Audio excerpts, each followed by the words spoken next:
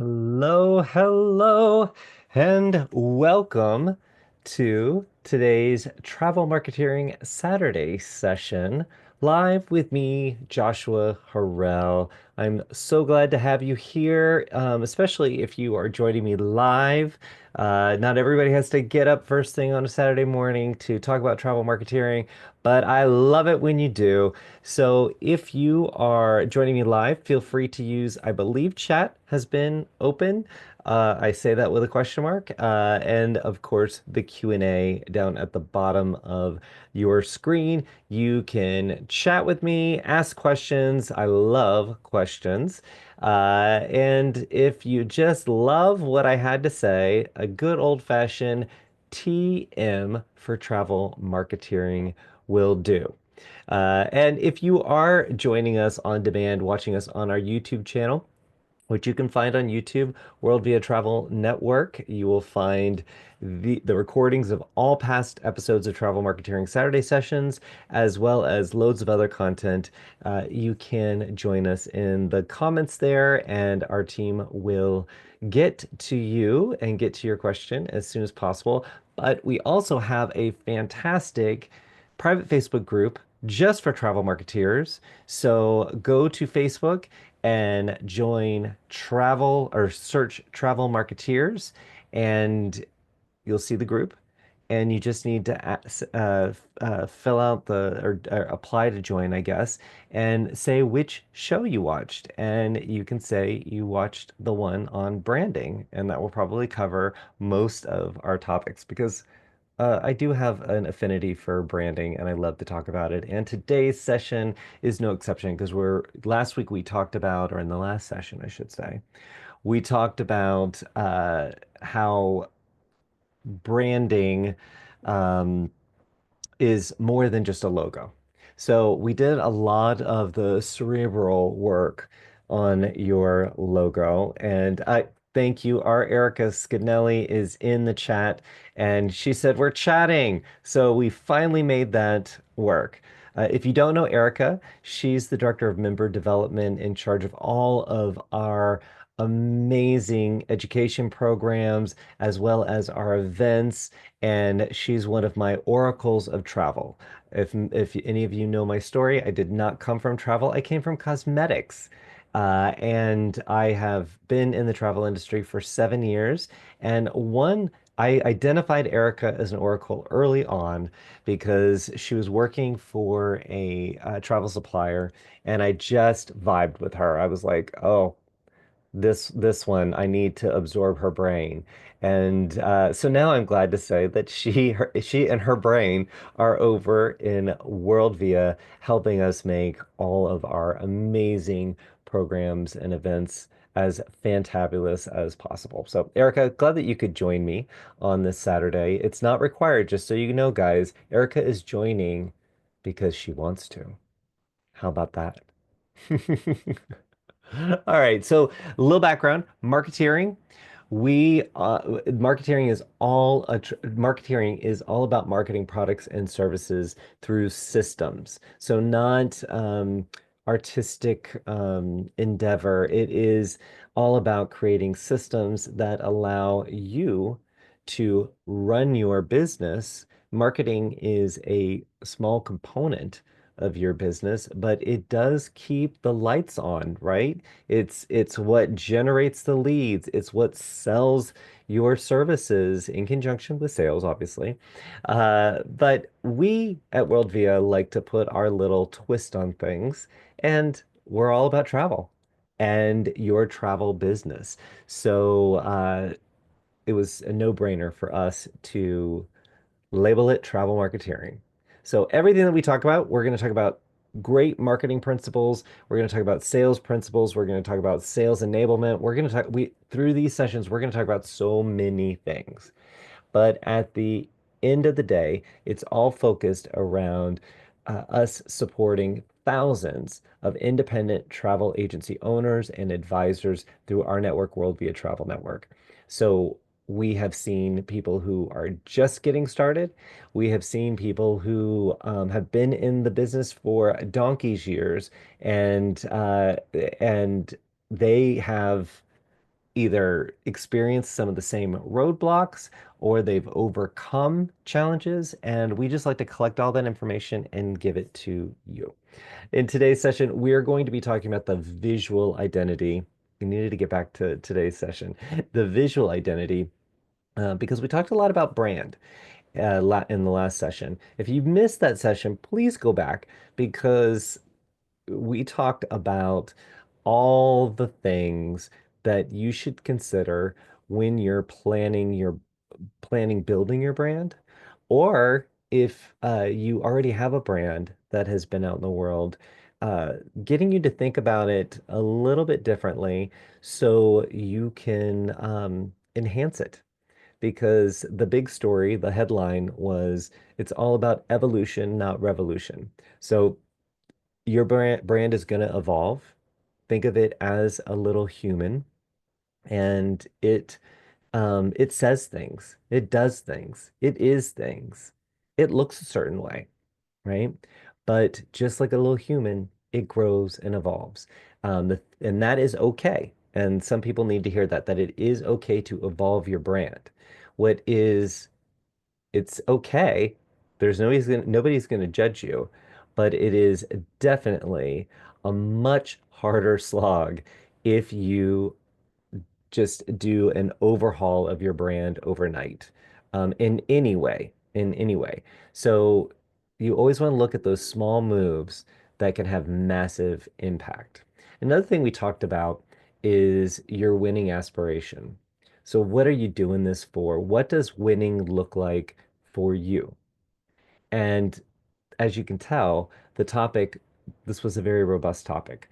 We weren't just talking about the DNA of your brand. We were getting into the DNA of why you're doing this and how you infuse that into your brand. So please, if you didn't get to watch the last session, please go back again. It's on our YouTube channel. You can watch it.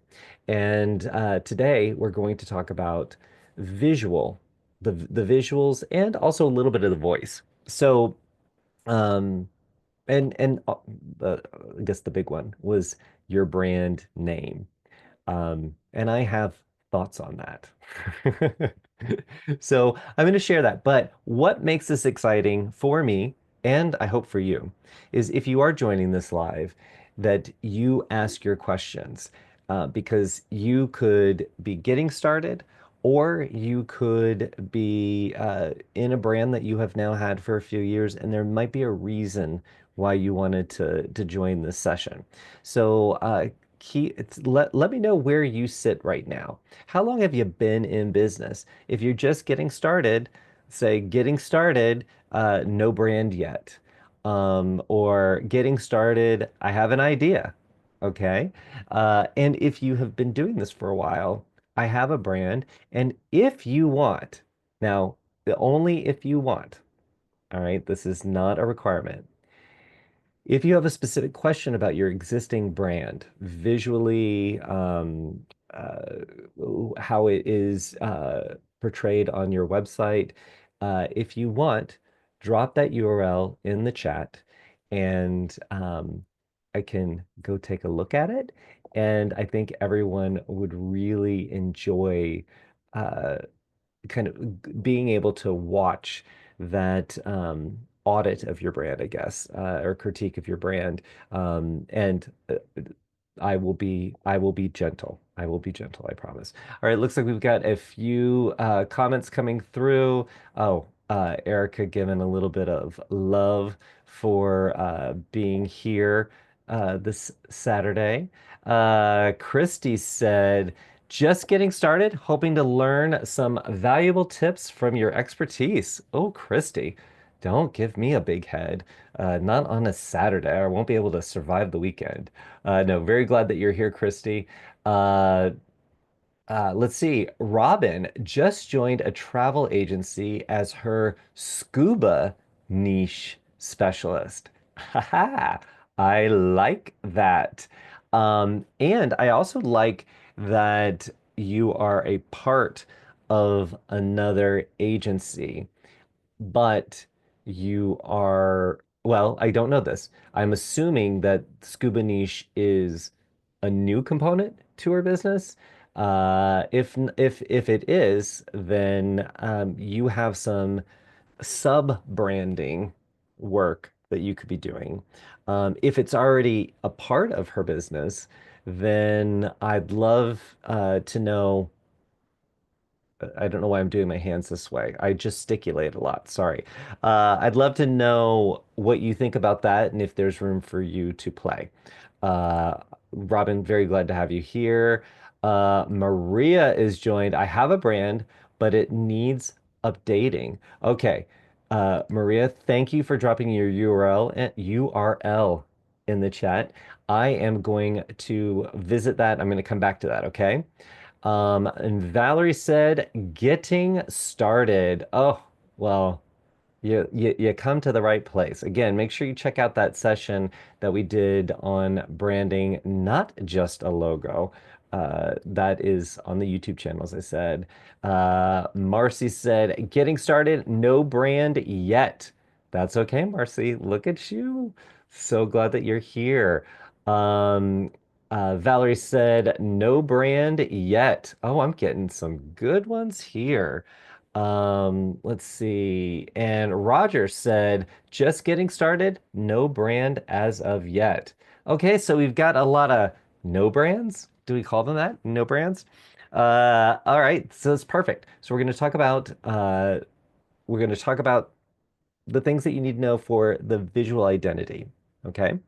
So let's jump in. So your the visual identity is exactly what it says on the 10, right? It is how your brand comes to life in the visual format, okay? The visual cues. Now, that gets into logos, that gets into colors, that gets into fonts, and excuse me, because excuse me, sorry. That gets into fonts, logos, colors, and but more importantly, it gets into your brand name. Robert, thank you for a bless you. I appreciate that. So let's start with the brand name because I do have thoughts. And if you haven't already downloaded my ebook on how to create your travel advisor brand, um, I am going to drop the link into you know what? I think I can actually add it. Hold on, stand by. I haven't done this before. Uh, you know what? I'm gonna send it to you after the session because it is a very long URL and I don't think you're going to be able to click on it.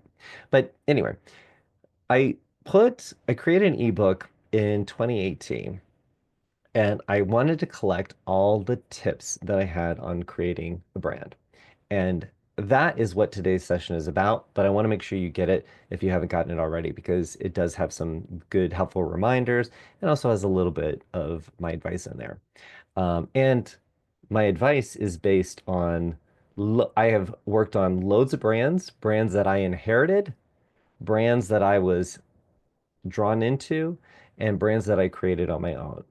So I will always give you my advice based on all of that experience. The good, the bad, and the ugly. Yes, yes, I have had some very ugly brands. And that's not, again, not just visuals. The whole story was messed up. So that's why I am so passionate about brands because I have worked on so many my own personal brands, and some of them I am very ashamed of. And one of them in particular, I'm going to share with you because it has to do with your brand name. Okay, so get ready for this. So I worked for 20 years in cosmetics. I worked for a brand called Bare Minerals. We had stores around the country and we were on the shopping channel QVC, and it was such a magical time. What a lovely brand, what a great product. Many people I know have used the product, and it's something I'm really, really proud of. And we had so many brands within the brand. It was a lot of fun. Well, I was fortunate that when I left Bare Minerals, I was able to follow my dreams, all of my dreams, all of them. Okay. So I fell into a trap, not a trap, but uh, it's something that I now can see in other people, especially people with that entrepreneurial spirit. So my trap was every good idea or every idea I thought was good. I felt like I needed a brand and I needed a website and I needed I needed to get that URL. And I needed business cards. But that was pretty much it. It was name, logo, URL, and website and business cards that I was doing. So I that was the sandbox for many a brand. And I thought I was really good at storytelling. So every brand that I created had a story. And it goes back to the things that I talked about in the last session about, what is my purpose? What am I trying to do here? What's the mission of the brand? What are the values of this brand? I could get what is the origin story? I could come up with all these stories. Um, so I did a few things, but one of them I had to go back to my roots and thank you, Robin. Robin said I used Bare Minerals. Yay. Um, but I really wanted to go back to my roots and I wanted to create a cosmetic brand. And I wanted it to be focused on for men. I wanted skincare for men. I wanted fragrances for men, and I wanted it to be fun. I wanted it to be a lot of fun. There were a couple of brands at the time for men, but it was not as saturated as it is right now. So I wanted fun. I liked a retro kind of varsity style. So I come up with the name. Wait for it. Jock Soap. Jock soap. Wow. Brilliant. Oh, so great. So fun. Oh, I can get really creative with the visuals. I developed this a vegan uh, bar soap that was heavily scented. Oh, the scents were divine. We had So Fresh, So Clean, Night Swim, Bloody Orange, Spoil Sport. Oh, there were tons of scents. And it was a lot of fun. Well, all of that thinking in my head, I got really, really excited about it, and I started getting the domain. I started doing the logo up, big bar soap on it with Jock Soap imprinted on it, um, and went to market with it, and it did okay. It sold a little bit, and as it evolved, customers wanted more products, and I was happy to give them more products. I loved it. And if I was going to do skincare, I was going to do really advanced skincare. I was going to take all that knowledge that I had and give them great skincare. So I am giving them 60, $70 treatments. Really high-end product, really quality product. I'm very, very proud of it. And then I had the moment. I had the moment of charging $70 for a cream. And the label, when it came to designing the label, had a big bar soap on it and the name Jock Soap. Yeah. Nothing makes you want to spend $70 like something that is clearly labeled as if it were fun, that time fun. And I don't know. It said soap on it, but it wasn't soap. It was a vitamin C treatment. Okay. So that wasn't sitting well with me. And then the big moment. So started to get some success and started to get some success, not with that original Barso product, started to get success with these treatments, these high-end treatments. And in the industry magazines, things like that started to garner attention. Now, the problem with that is it started to be a little cringeworthy to hear someone write about Jock soap and then this high-end treatment. It didn't, it was like a clash of worlds. It didn't belong. So, needless to say, Jock Soap, the bar soap, ex continued to exist, but then I created another brand that could be the house of all of these other brands and all these other products that was appropriate, in my opinion, for all these different situations and the evolution of the brand. So I pivoted, but it was a costly mistake. I will call it a mistake. I mean, you learn, but everything had to be redesigned. Customers had to be refocused around this new story. And while we gained customers, we also confused customers. So that's why I said earlier, evolution, brand evolution, A-okay. Revolution can be confusing. This was a revolution. I completely confused everybody, but it got me to a place that I feel is important to share with you, especially for those of you with no brand just getting started. You want to think about your future state. What does the world look like with your brand in it? What do you want it to look like? And an exercise that I use, I'm an Anglophile, meaning I love English things. I'm also a big fan of the royal family. Very, on my advisory board, I would say the Queen of England was right there. Okay. So my exercise, and you could put anyone else in your advisory board. I chose the Queen of England because you know what? It just made sense. But when you are, this exercise I use for every brand I work on today.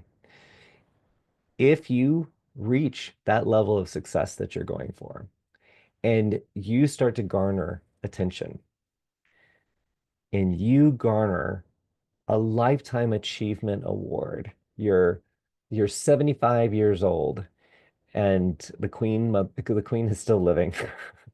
But imagine the Queen of England like giving you a knighthood or something and saying your company name. This is Joshua Harrell. I'd like to honor him for his decades of service in the cosmetic industry with his brand Jock Soap. Yeah, I'm not going to do that to you, Elizabeth. Not going to happen. So that is an exercise that I use in creating brand names. You can use it as well. Again, insert anybody, but I do think you putting a British person, especially the Queen of England, I don't know, things like Jock Soap would not pass the test. Okay. So what I'd love to do is for any brand work that I'm working on, I love to use my fridge. I go to my fridge on a regular basis. It's in a centralized part of my house. I see it all the time. So, what I like to do throughout the entire process of coming up with a brand name to designing logos and the different visual assets that go along with the brand, I like to use my fridge, the front of my fridge, as the whiteboard, or not really the whiteboard, but really the permanent board for me to plug in or pin up any of the visual things I need to assess, because I might fall in love with something right this moment. This Saturday, I'm falling in love with this moment right now. Okay. And I am going to go and secure the website. I am going to start working on a logo, all this stuff, right? But that's what got me in trouble in the past. So I like to sit on things a little bit. I like to do some creative procrastination and think it over, because at the end of the day, I don't want to spend more money than I have to building my brand. And I want to make it not as it's it's not easy. It's simple. It's not easy to get brand awareness or get awareness of your brand to the world. It's not easy, but it is something that the process can be easier if you don't overcomplicate it. Okay, so don't so this is why I'm telling you this. If you've got ideas right now, write them on paper, print them out, whatever you want to do, and put them on your fridge. And if you live by yourself, well, then it's an audience of one. But if you have your family around you, roommates, things like that, um, get them looking at it. If I guarantee if you put something on the fridge that's brand new, somebody's gonna be like, "What is this? Joshua Harrell's Extravaganza Travel." You know what I mean? Some conversations can be had. And hearing them say these company names, these brand names, is also a part of the exercise. How does it sound? Does it sound cumbersome when they say it? Um, do you feel awkward when you say the company name? It doesn't have to be that you're shy or anything. It just could be the collection of words just don't work. And you don't really know that until you start to float it out there to see if it does or not. If so, there's loads of benefits to sharing that with the world or your small world in your house, but bringing it to life rather than it just kicking around in your head. And think about it. You know, if you were to live with this brand until you retire, are you okay with that?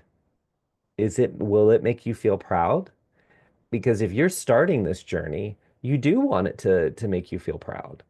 So look at it that way. It does have some weight. It does have some meaning. Now, if you have already created your brand and you're thinking, I think it's time for a revolution here. I've never been happy with my brand. That's okay. You can go through the process of rebranding. It's not unheard of. And I would say with our network, we have thousands of advisors, agency owners, and they, this is me guessing, but just over the years, what I've heard is more than three-quarters of them are unhappy with their name, their brand name, or they're not to the point where they're going to rebrand it, but they're questioning that. So you're in good company if you're in that space because I think everyone goes through that doubt stage. And also if you jumped to creating a brand name when you got started and maybe you didn't know anything about travel, right? Then you probably came up with a name that you thought made sense. And it wasn't until you got in the industry that you realized that there are hundreds of agencies with a similar name. You see this a lot with the Disney destination focused advisors. There's, just so you know, if you don't know, Disney has a lot of guidelines when it comes to their trademarks. They've been defending their trademarks for 100 years. So they've got some guidelines. So people try to get clever. I have seen some really clever ones, but the people who have gotten really clever have used things that are subtle nods to Disney. But then the ones that try to go head on, there's only so many magical stories out there, so many magical brands. Now, if your name is magical, you own it, okay? You own that name. Go for it. But I'm just saying, I'm sure you have already seen that there are a lot of agencies that have fairies, pixie, uh, castles, all sorts of things like that that are real obvious nods to Disney. And then and that all of a sudden makes it confusing for the customer. So you want to make sure that your name is unique to you and it should give some indication of what you do. Now, I want to back that up a little bit. Regardless of Disney, whatever you focus on, I just use that one because that's the one that I hear most often. I'm sure Erica, if she's still listening, would chime in here because you find that those Disney focused agencies are the ones that got started with something and then they started to see their competition and they're like, oh, there's a lot of us out here. or they're Disney focused agencies, and then they decided that they were going to evolve into other things. And when they evolve into other things, the magic doesn't necessarily fit. So, loads of reasons for people to start to explore, should I change my name? And it can be done. It just it's going to require work and a reset. You're going to have to think about your existing customers, and you're going to have to think about future customers and how you're marketing your business. But it can be done. Tip for coming up with your brand name. Again, signal what you are selling, and you don't have to be you don't have to be blatant about it. It doesn't have to be spot on the money. I sell river cruises, so my business is called River Cruises. No, it doesn't have to be that. But the something like let's say oh, I had an example of one. So I could have Shannon's mystical Irish tr- travel. That wasn't great, but you see travel in the name. And you got Ireland in there, you got Irish in there. Um, so Shannon, that's what she named her business. She focuses on Ireland, and in particular, she likes to get into the Celtic stories and castles and things like that. So that's where the mystic part comes in. I'm making this story up about Shannon. I don't know a Shannon who has this, but she could that could be her name, and it does tell us a little bit about what she does, and there's a little bit of wiggle room. So it's not much, but she can do the the mystical travel. She can stay focused on Ireland. Wouldn't be too much for her to branch out into Great Britain. Wouldn't be too much for her to do that. So I could see as she evolves, maybe she focused in on Ireland, but then she could evolve over. So there's some room for growth, but it does mean that she's not doing Caribbean adventures because that just wouldn't fit. Now she could revise her name and make it a little more broad, but I don't know if that's going to help her win in the marketplace. It could, but it can make it harder for people to understand, what does this agency do? Now, something that Shannon could have done is called it Shannon's Banshee Tours. Okay. Well, banshees are Irish. I believe that they are only in Ireland. Um, there's a little air of the mystic. But that sounds a little scary. And it says tours. So is she, does she just do tours? Is she guiding the tours? And these are all questions that I have. Tours still works. I'm okay with it, but the Banshee part really throws it into a mess to me. Now, she could also do this. She could say Shannon's Leprechauns and Gold, and then nobody knows what she does. Okay, doesn't help her from somebody seeing it on a search engine results. She could have some great optimization on her website and get served up to people on Google, but when they land on her page, it's a little bit tricky for them to understand what she does. Now, it could work.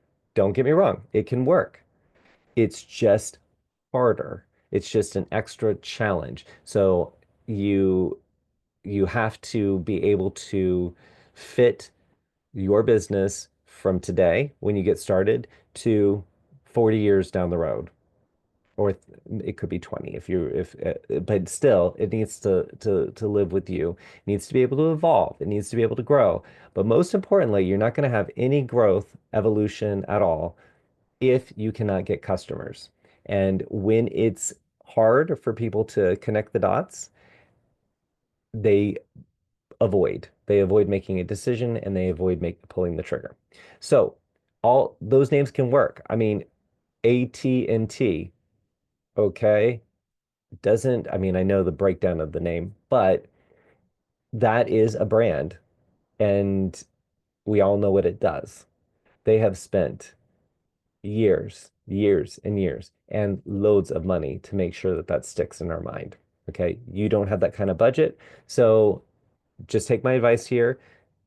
Use this information to help you assess what you're doing. Now, I think I saw this already.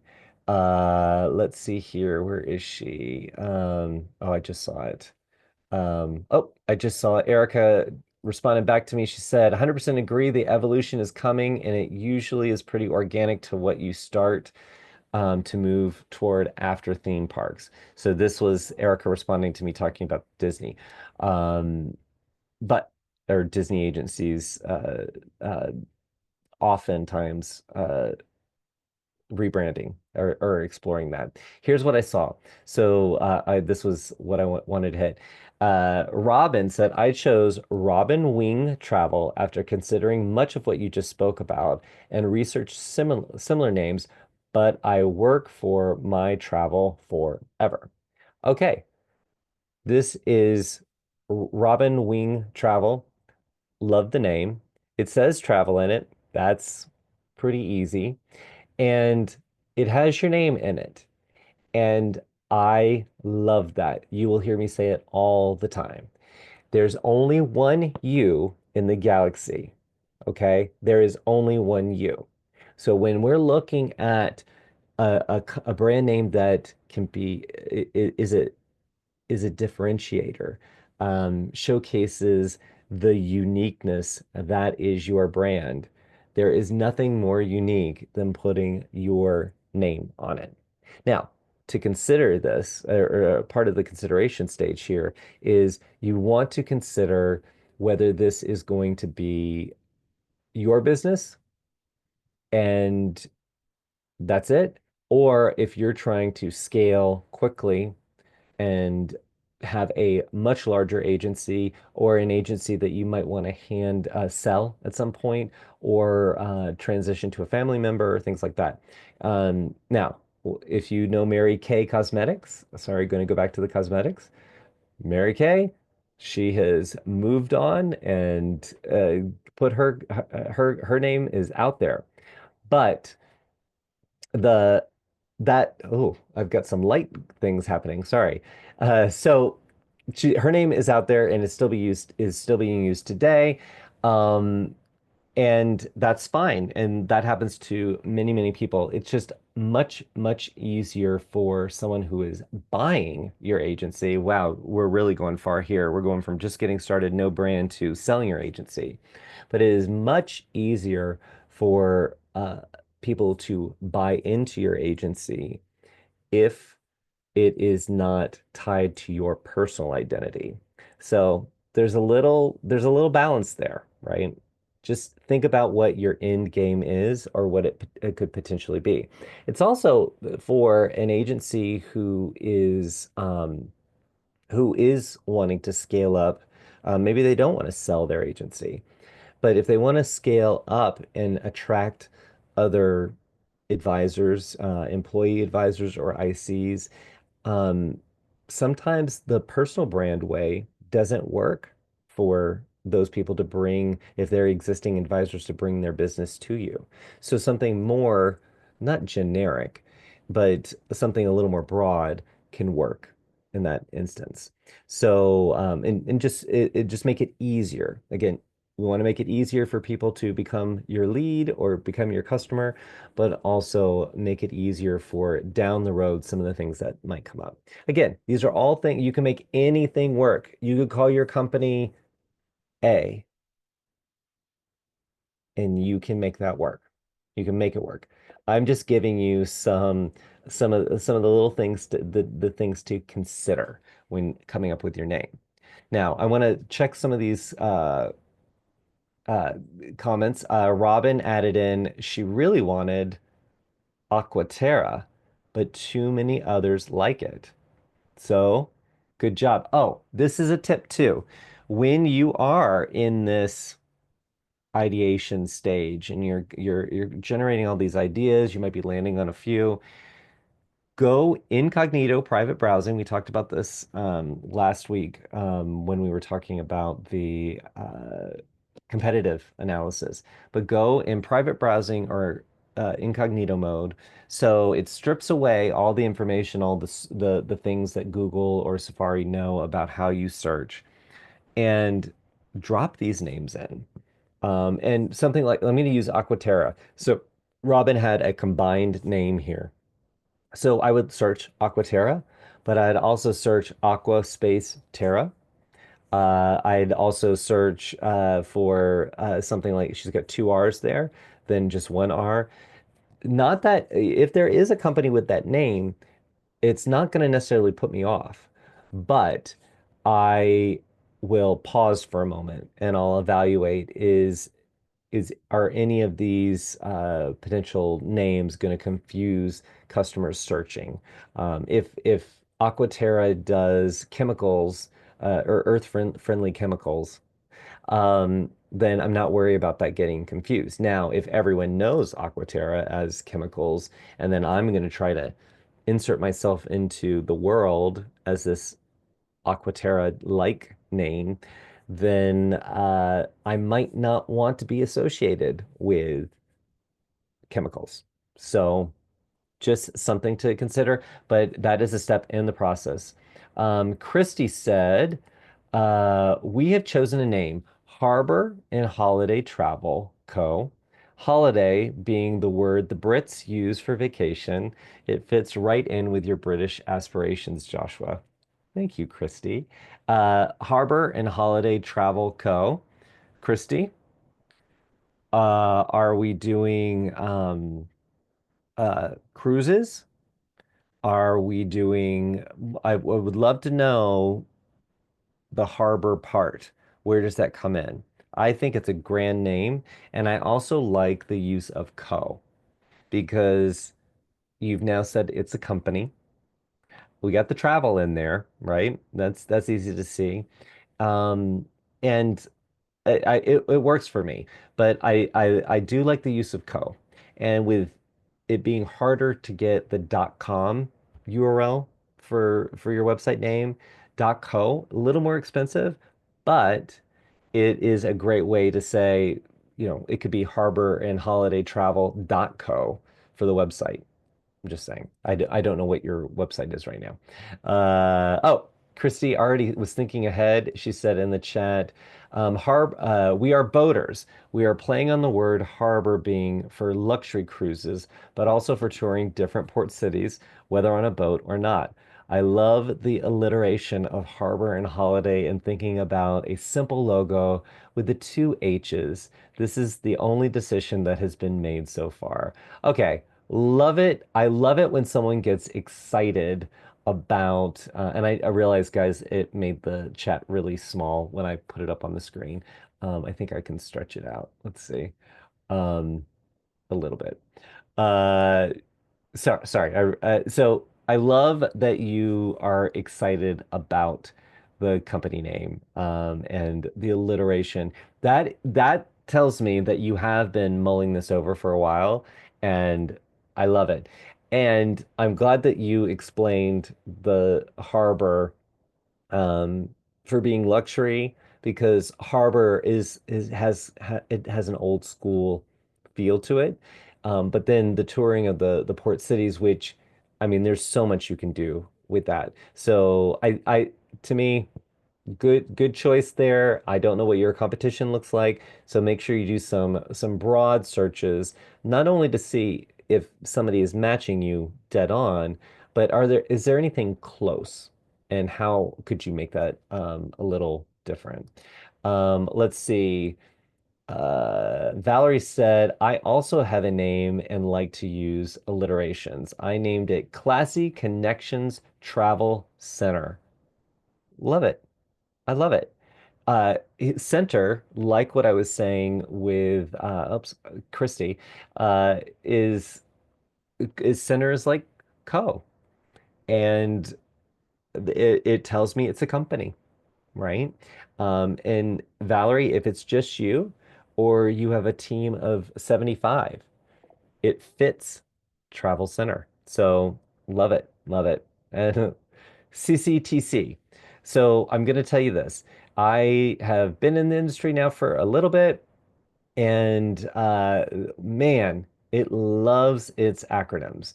And they will use acronyms for just about everything. I am dead set against anybody using acronyms for their brand name. You are not AT&T. You are not IBM, okay? You're never going to have that budget. Do if you just started, stop immediately. If you've been doing it, just stop and transition. Every time your company is named, use your full name, okay? Or in our case, we're World Via Travel Network, but we go by World Via. That's a unique name to us. So that if it works for you, that's that's what I do. Just don't get lazy with saying your brand name, because if you can't be bothered to say your brand name, I guarantee you your customers who are in a conversation at the kids' t-ball game is not going to remember the name. And it's just a moment of truth that I wish everyone would avoid. So make sure you do not use acronyms. Um,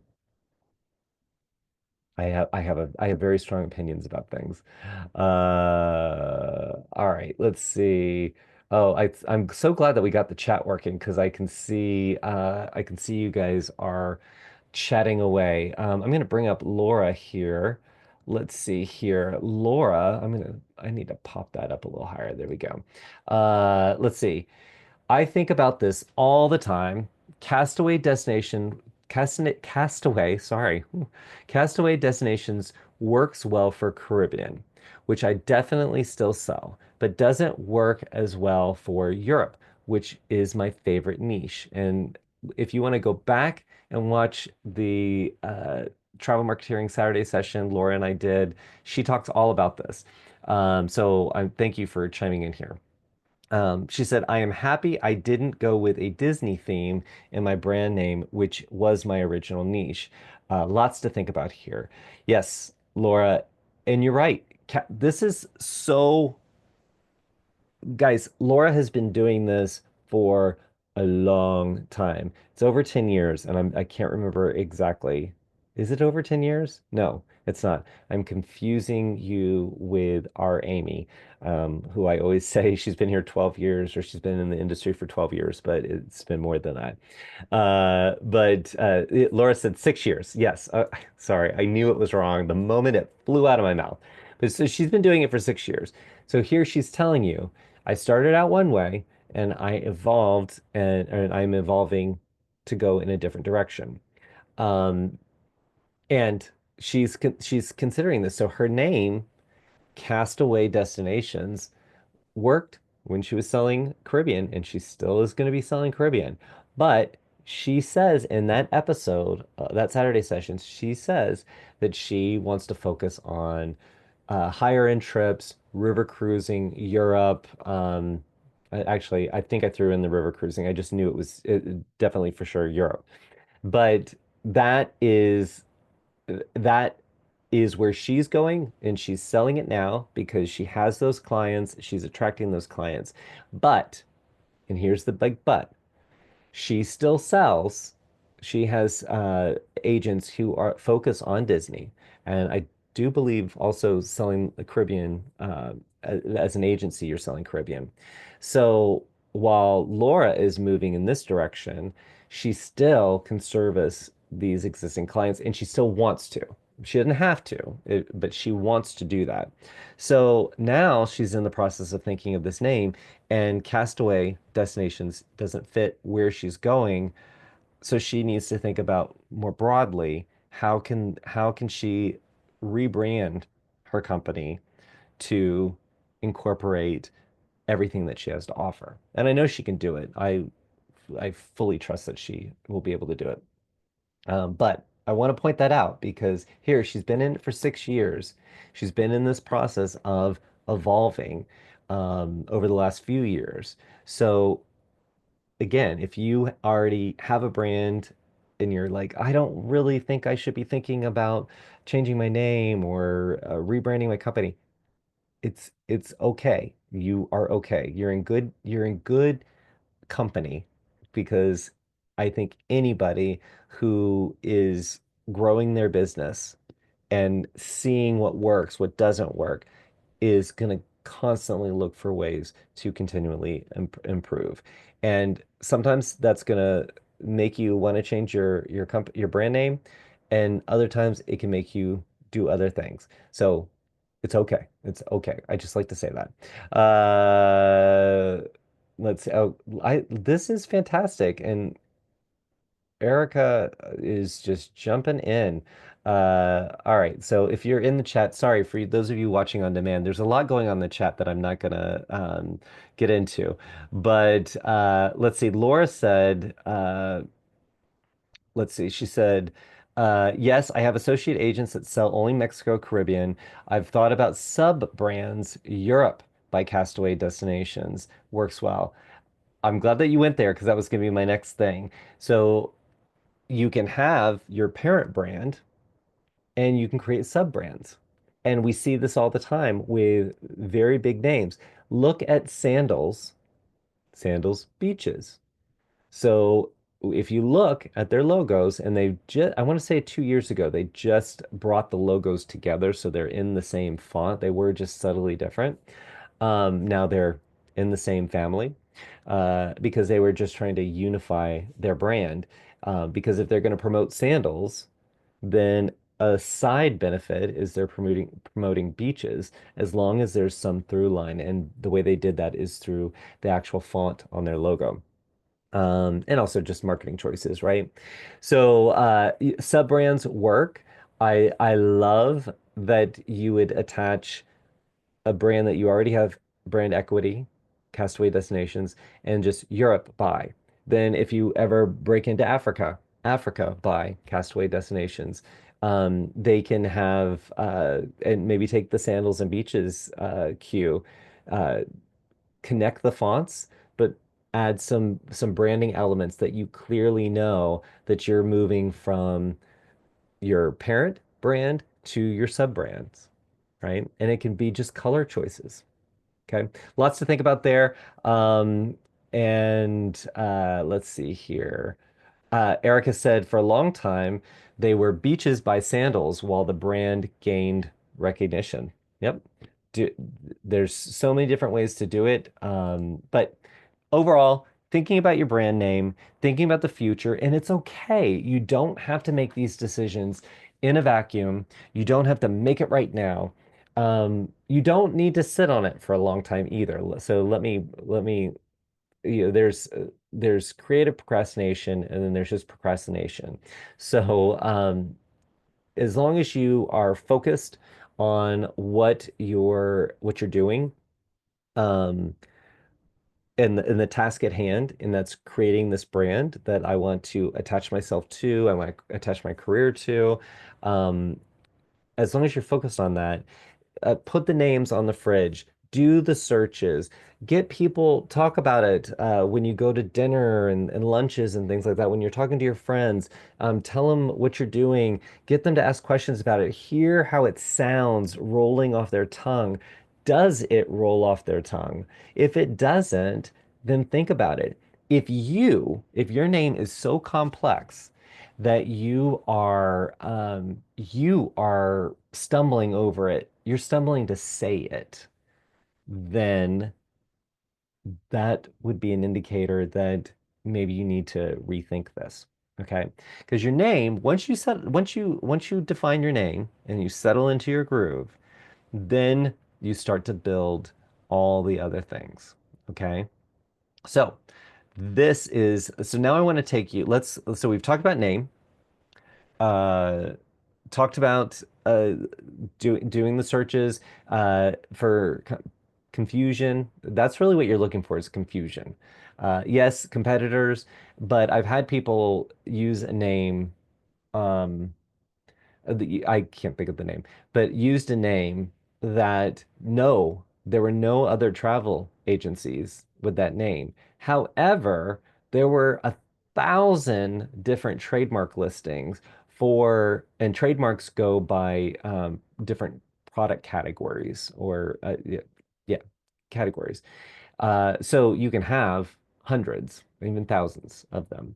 Um, and they could be similar, they could be the same, but it can't be something that's confusing, right? It can't be in the same family or category family. So I've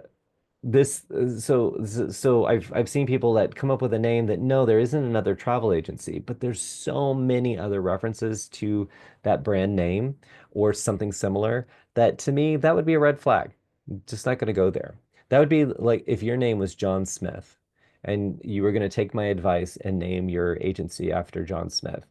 Yeah, you're probably going to run into some confusion. So Smithy's uh, explorations in travel. I always give you these random examples. They are really not thought out. I'm just giving you what comes to the top of my brain. So do the searches, look at the trademark database, and it's free for you to search the trademark database. I always just search. I can't even give you the URL. I always search US trademark search, and there's something called TESS online, TESS, and it just has a box for you to enter in the words that you're searching for. And it comes back just like a search engine results page, gives you all these listings. Or what I love is if you search for something and it comes back with no entries, it comes back with a big error screen, no entries, then you're really onto something. Then, once I've done that, I feel pretty satisfied in that. It doesn't mean that you're securing the trademark. You're not. You have to apply for that. That's a whole other process. But then after I do that, that's when I go and look. I go to GoDaddy and I search domains and I see is .com available? I always want .com if I can get it. So I'm going to search for .coms, but if I see a .com that's being used, then I'll go and look to see, okay, is that something? Because if somebody landed on it and it looked like a travel business, even though they aren't, maybe they build piers on a lake, um, and they do tours of the lake, that's not necessarily going to be a competitor. However, some of the visuals might look like mine. So I want to make sure if someone types it in by accident that it's not going to confuse them. It's not going to look like my business or confuse the person thinking, oh, I thought this was Joshua's business, and then clearly Joshua is not even a part of this, right? So I do those searches and I secure the domain name. Don't be so concerned if you can't get the .com, and in today's time, it's harder to get the .com. You really have to create a word for the most part. But don't be worried about using .io, .co. That is becoming more and more common. But it's so ingrained in our brains to do the .com that even if I said Joshua's Extravaganza Travels, and it's .co, people will inevitably mess up my email address. They'll put the .com, so I won't get the email, and they'll be like, "Why aren't you responding to my $15,000 trip inquiry?" Sorry. So just look for confusion. Avoid confusion at all cost. Oh, and Christy said, what was the trademark search to do again? So just search Google US trademark search, and it's called uh, there's people who are trying to sell their services, so you want to avoid that. You want to look for the U.S. government site, and it's the TESS database, TESS. You'll see it if you just search U.S. trademark search, you'll see mentions of that, and then right there you'll see do a basic word search, and then it's easy. It's easy. But I'll send you a link. I'll follow up uh, in the email after this.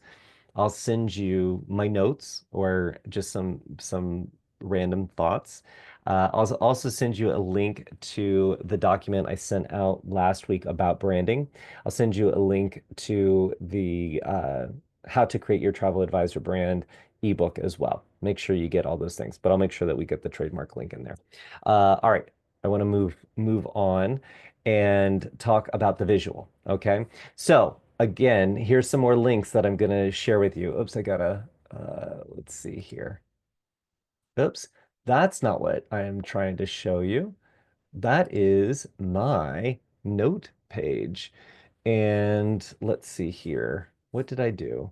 I am trying to get rid of that. And let's see. Hmm. There we go. Okay, sorry. I had too many things, too many windows open. Okay, so here are some URLs that I use when I am creating my my visuals for any brand. Okay, and I see Valerie. I will send you the links for this as well, but you can see them in the very, very top of the screen here. So this ColorMind tool, free to use, and I love it. I absolutely love it. So it comes up, you can hit the generate button, and it comes up with different palettes, different ideas. But what I really love about it is that as you generate the palette, it shows you, it gives you names of the different shades. Okay.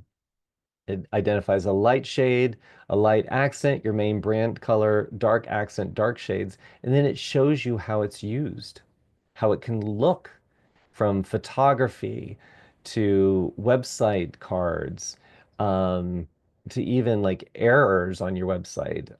So it's fun to play in. And if if I really like this orange is speaking to me, and it's in the main color category or slot, main brand color here, right in the center, then you can lock it. Look at that. And generate around it. So now it's coming up with color combinations that pair well with that color. And then I'm like, you know what? I really like this white as my light shade, the Carrera. Carrera. Eh, my my rolling of my R's is not great. I can lock that, and now it's gonna start to play factoring that in. Look at that. And again, showing me what all this can look like on my website. This is the best way I've found to say, okay, does this color palette work for me? Right? Can it work for me? What could the future look like with this? Um, so I really, really love that. Now, you already have a brand. Okay, so you already have hex codes. Those are the color codes. I'm sure you enter them into Canva. Maybe you had a graphic designer create your logo, things like that. They've given you these codes. That's what these are right here.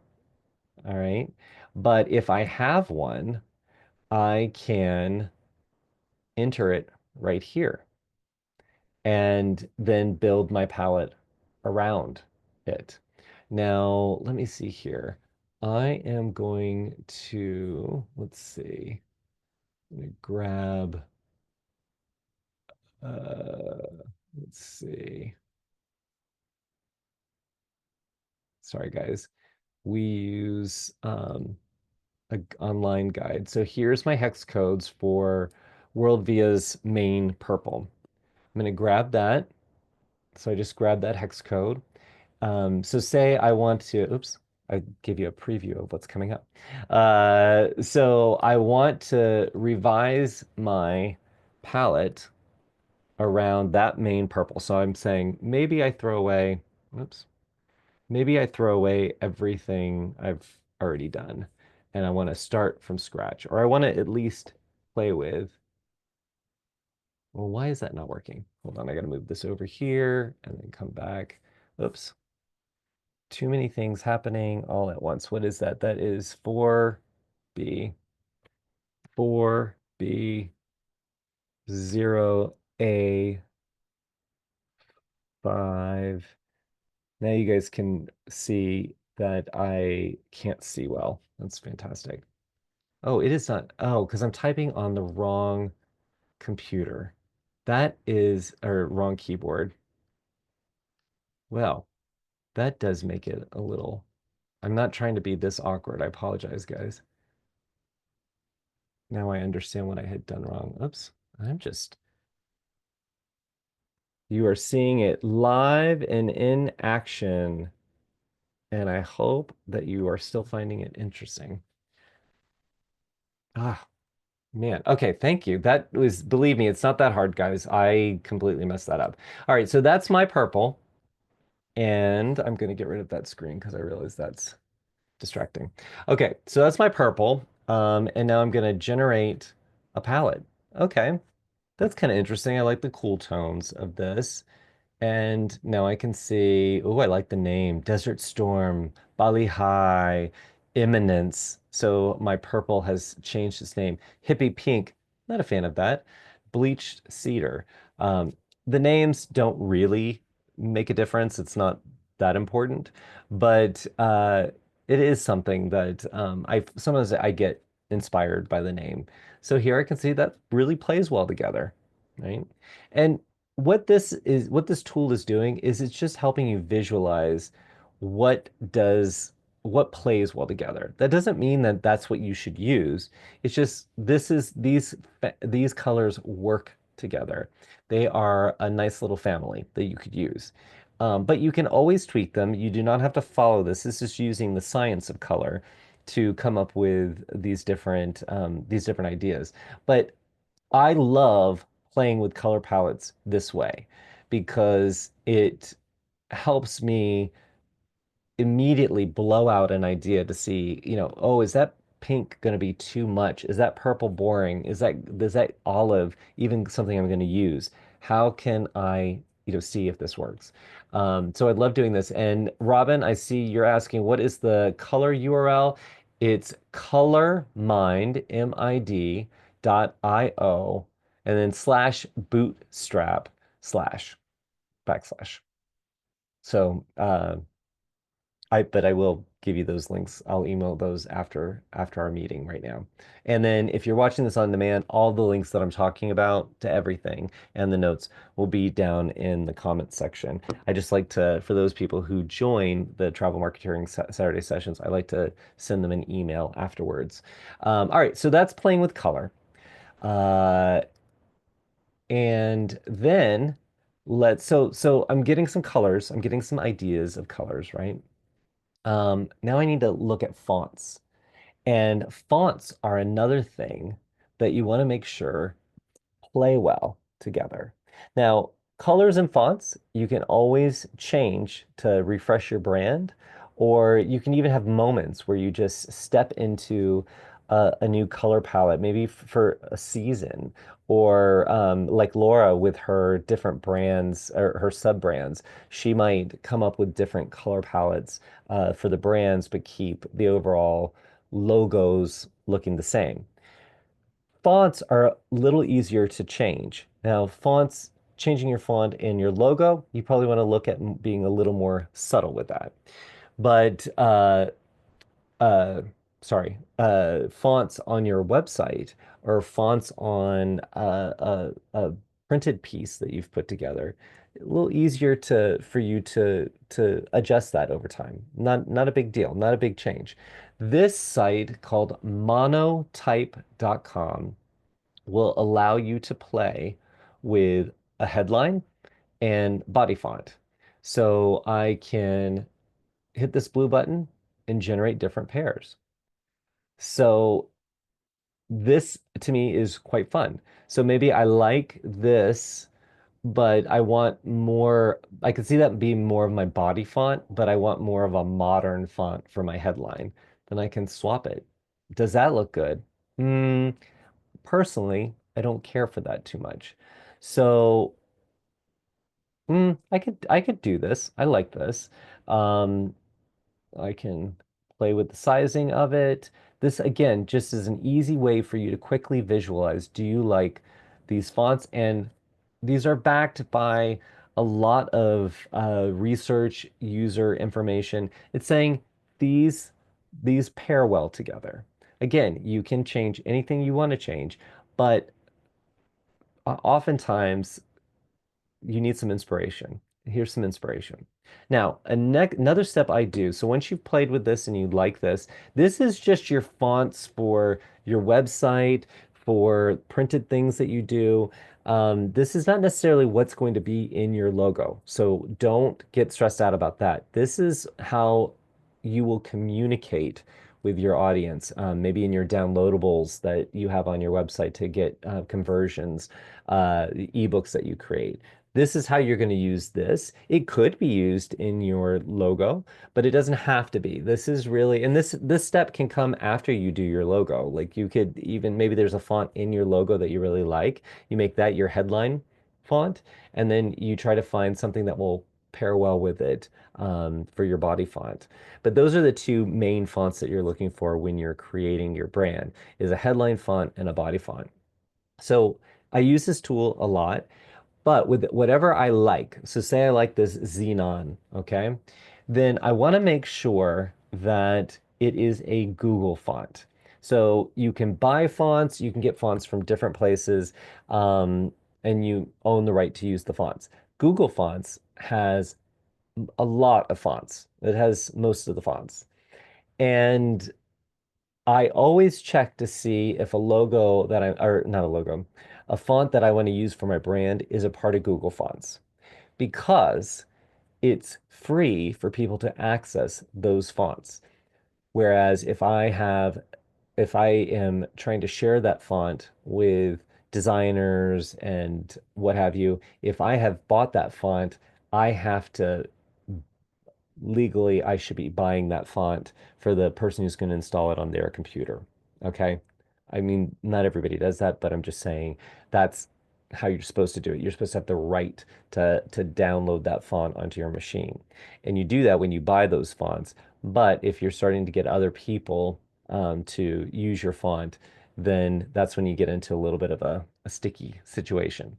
So Google Fonts, I love that because it's free. Everyone can access it, download the fonts, whatever they need. But then I also love that because if you use a website builder, like we have our sites builder, that helps you build your website, it has the Google fonts already loaded in it. Most website platforms do have that. So if I like these pairings, then I can use these same pairings on my website if I choose to. I don't have to. You don't have to. But it is good practice because this is your brand. You're bringing your brand to life with the colors, with the fonts that you're using. So it's a whole picture thing, okay? So I would take this Xenon and I'm gonna copy it. And then if you search Google Fonts, you'll find a link to fonts.google.com. And this is where it all lives. And I'm gonna just paste that Xenon in here. And looks like there is no Xenon. Okay. That's a deal breaker for me. Okay. It might not be a deal breaker for you, but it's a deal breaker for me. Let me see if this other font I like, Foundry Sans, is available. So I'm grabbing that, put that in there, and look at that. We have so much. Well, these are all, there's different types of Foundry Sans.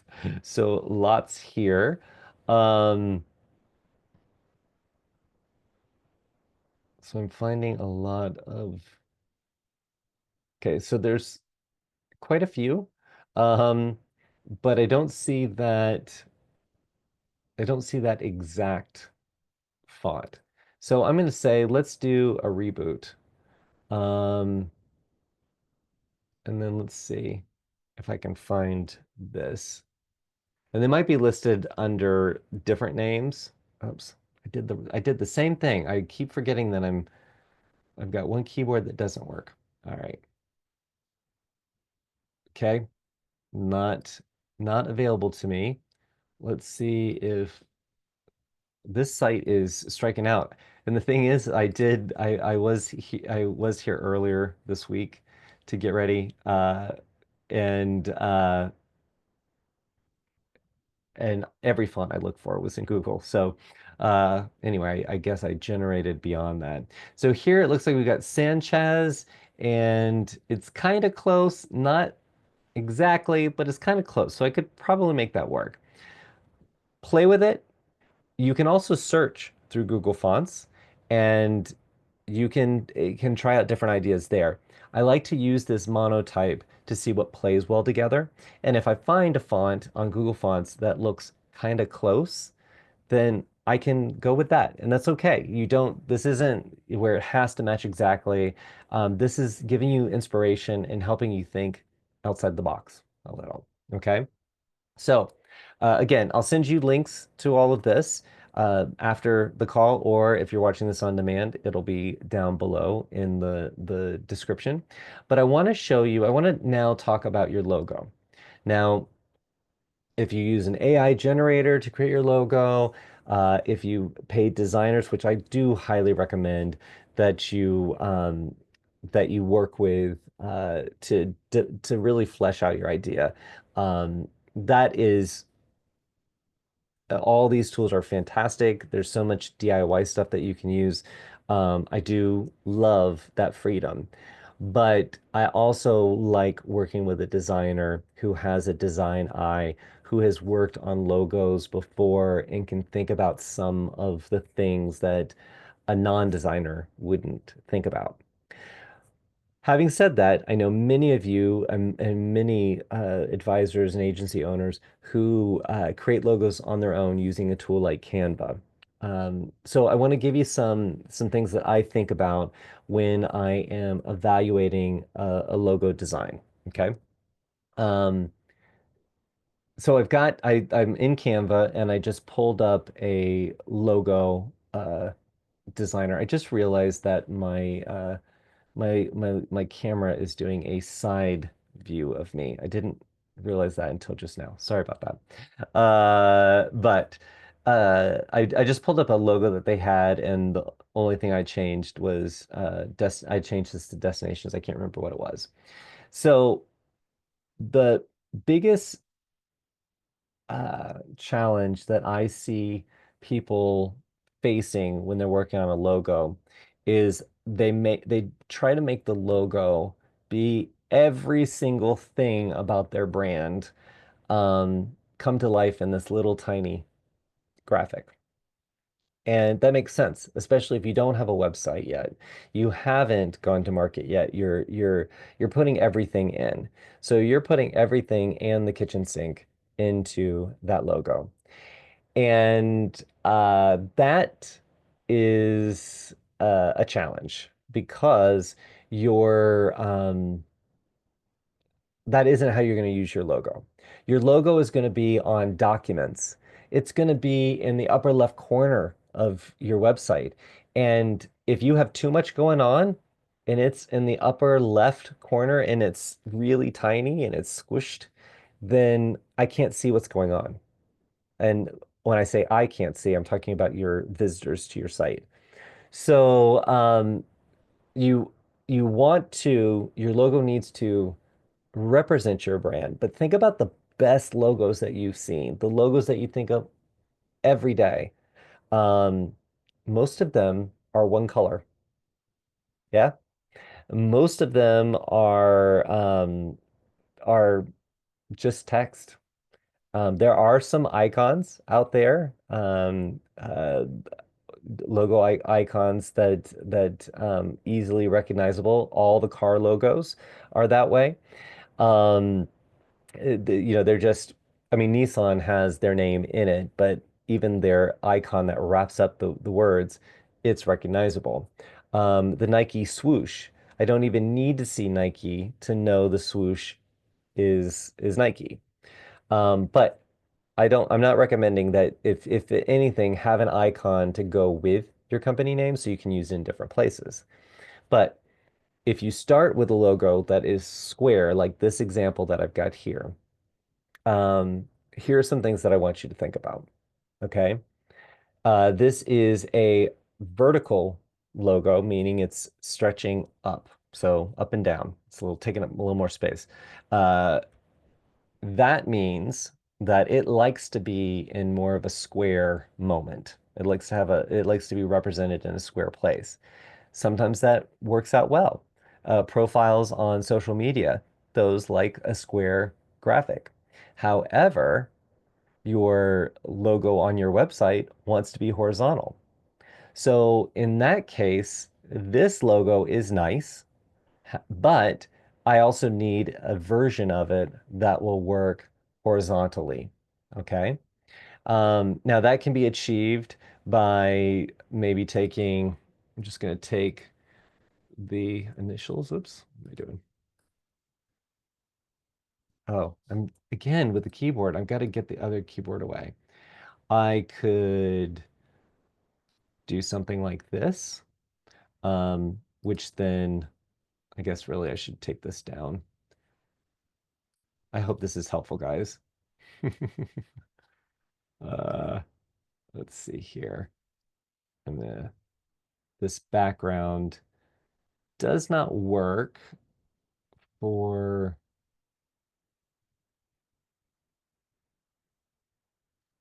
a horizontal logo, but I might be able to get it to work. Let's see. I'm not really designing this. I'm just trying to see if I can make what I've got work. That's not great. So I might need to kill that. Kill that altogether. So here now I have a horizontal logo that would work on my website. Okay. This is 100% okay to have multiple versions of your logo. I'm going to put that back up here. Let's see. I'm not sure that that is exactly where it was, but you can have a vertical version, you can have a horizontal version, and I would highly recommend that. I also would highly recommend here we're using initials for the icon for the business, but you could also have a very simple graphic, not loads of colors in there. I always suggest that you start your design, whether you're doing it yourself or you're working with a designer, I always suggest that you start with a black and white version because you might hate your colors. You might hate the colors that the designer picked out for you. The colors can skew your evaluation of the logo. So I highly recommend you always look at a logo first in black and white and then add in the color. Now, another piece of advice I'd give you is think about a one color logo. And that's why you're looking at it in black and white, is if I only had one color to print with, will this logo look good? And you're like, well, I don't need to. Look at this beautiful like rainbow gradient on the background. I can just use that. I'd love that. Or I could put a photograph of my kid in there. Yeah, you can, but if you are working in an environment like having your shirts embroidered with your logo on it, you would have to get a patch done to get that background color in there. Or if you were trying to get a writing pen printed on, you can choose one color, maybe two colors, but you can't get gradient on that. You're not going to be able to get gradient on that. So your logo has to work with one color. That could be white, that could be black. Uh, it doesn't mean that that has to be the logo that you're using in all the places. You can have multiple colors in your logo, especially if you have the ability to work in a digital environment like this where we can have this beautiful gradient background in there.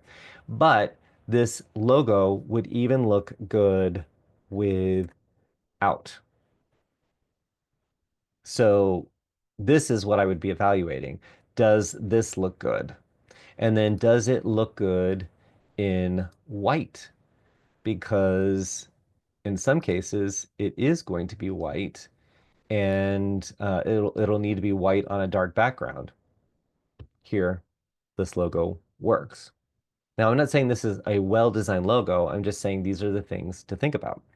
Another thing I'll share with you, because I'm using this very thin font on the bottom to say destinations, if this logo, I can use more of a vertical logo like this on whatever the application is, but it has to be really small. Well, look what it just did. I can barely see. I see Laura Coach, but I don't see destinations. So these are the things that you want to think about. It doesn't mean that that's bad, but it does mean that maybe I would still use the thinner font, but maybe make that a little bigger. So when it's super small like that, it's more visible. These are the things that you want to think about. What does it look like on black, on white? What does it look like in color? What colors would I use? Is there a horizontal and a vertical version of my logo? Because both are used quite heavily throughout uh, different uses. Um, it's used, that sounded great. I realized how great that sounded. And also, I do highly recommend an icon. I do think that an icon, it's not something that you want people to think of the icon over your company name, but it's a fun element that you can use in swag, or things where you don't necessarily want your whole company name on there. So just think of simplicity. Think about it working in black and white and in color. You can always add gradient to things after you've settled on your main design. And look at Disney. Disney, I use Disney because they've got so many brands in their family and it's been around for 100 years. You can see Disney with a glow. You can see it with you can see it in different colors. You can see it attached to different things in different ways. But at the core, the Disney font is the Disney font, and that's how it's used. And because it's so structured and complete in itself, you can get crazy with it. You can have it on a red background for the holidays. That's perfectly fine because we now have seen it used in such a consistent way that it's okay when it is it's altered. So Christy said, "What do you mean by icon? Is that the LCD initials stacked up in the example you showed, or does it need to be an object?" Yes, this is what I'm talking about in this logo, is this would be the icon, but it could be, let's see if I can grab one here, if there's like keep using the wrong thing. Um, yeah, so it could be a shape like this. Yeah, it's just, and when you think about, let's see, who else has IBM uses an icon. When you look at when you look at oh come on, there's other icons. Why am I struggling to think of it? Who else has an icon? There has to be BMW. Why am I using car examples? I don't know. Uh, but those icons are everywhere. Sometimes it's a letter. Target, thank you. That is the best one. AT&T, Roger, thank you.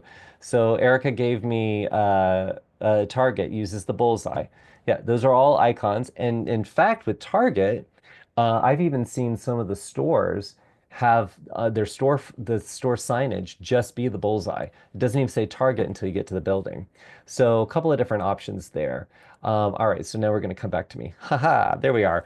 All right, well, I hope that this was helpful. Um, Going through visual identity, talking about the company name.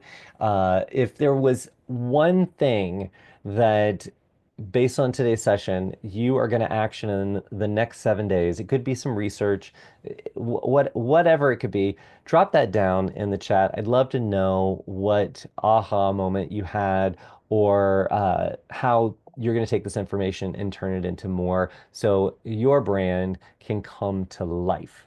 I really appreciate you joining me live or watching this on demand. I'm here most Saturdays at 8:30 a.m. Eastern Time. The link will be in the description if you're watching this on demand. The link will be in the description, or you can find it at travelmarketeering.com. You can find also the link to the travel marketeering book that dropped in November. Very, very excited. I think that is now back in stock. The hard copy version is. Lots of good stuff in there for building or refreshing your brand. But you can also get a lot of the information for free if you join the sessions. All right, let's wrap up with um, Christy's comments. Fabulous information today. I love the advice using the color palette website. Thank you for taking the time with us this morning. Oh, so glad to be here. Valerie, loving the color and the font websites. And there are other ones out there. Those are ones that I've used. So feel free to explore. Roger said, so much to do. What is the most important thing to start with after signing up? So I'm going to say that's after joining our network. Uh, there's a lot to do that I would say is the most important thing to do when you when you first sign up. I think as far as branding goes, what I would do is exactly what I described to you earlier. And then in the previous session where we talked about kind of getting behind the brand beyond the logo, really sit in that space. What do you want to do? What is the purpose of your business? What are you going, why are you even doing this, right? What are you passionate about? And start to explore what you want to hone in on and start to do this exploration of what your brand could be, your business name, your brand name. That's where I would start. And that is a great place to sit in while you're getting educated on either becoming a travel advisor or educating yourself on different suppliers you want to use. You can be doing that on a parallel path. You can be working in both spaces, headspaces. And I find that that's a good, when you're getting started, doing the brand exploration while you're looking into just getting your education and all the different elements that you want to explore. I feel like they're very well paired together because some of the education that you're going to be taking with different supplier partners is going to inspire you to think about your brand name, your business name differently. And this is just just a random thought, but an example of that would be you're listening to someone like Alma Waterways explain the Danube and an itinerary on the Danube, and you might pick up some words and that you never thought would fit so perfectly with the business that you are building, the brand that you want to build that right there is that's where I'm taking inspiration from is all these different inputs, and then I'm pulling it all together, and then here's my idea. So I hope that helps, guys. If you have, it's going to take me a little while to get the recap of this call. I go through and take everything that I said. Oh, I'll get that to you. Um, but look for an email from joshua@worldvia.com, and I will send that out to you for those of you who joined live. If you did not join live and you are watching this on demand, all the links should be down in the description for you to use. But I hope you had fun. I really enjoyed this time. I can't wait to see what you do with your brand, and I hope to see you on a upcoming session. All right. See you real soon. Take care. Bye.